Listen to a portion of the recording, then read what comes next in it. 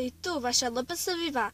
Ako môžete vidieť, sme ešte v aute, teda ja som ešte v aute a práve sme sa vrátili z obchodu a ja som si tam kúpila na národky nového LPS a to je táto tu gazela, teda dúfam, že je to gazela. Je úplne luxusná, to vám poviem.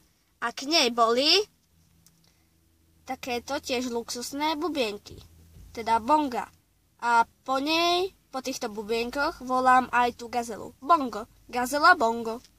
Potom som tam ešte kúpila sesternici tohto poníka,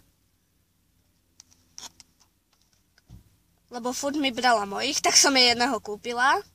Potom som si kúpila strašne veľa oblečenia, plus môj brat si tam kúpil 3 plejdov a ešte ja som si kúpila 2 knihy, plus to oblečenie, teda väčšinou nohavice a tak ďalej.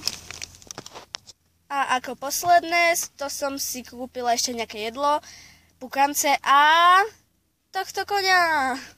Tohto šlajch koňa, lebo sa mi páčil.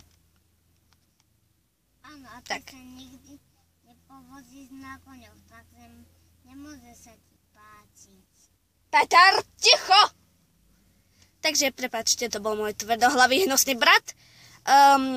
Lúči sa s vami vaša LPS Viva a ahoj. A mimochodom to, čo hovoril, ak ste ho teda vôbec počuli, není pravda, pretože ja chodím jazdiť na kone. Takže ahoj.